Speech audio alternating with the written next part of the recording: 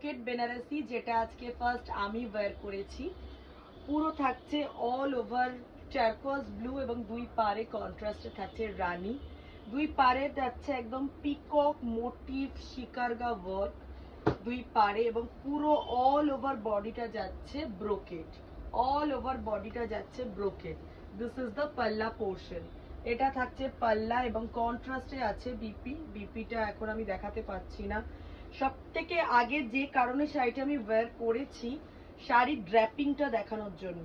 শাড়ির ফলগুলো জাস্ট দেখো, কুচির ফলটা দেখো।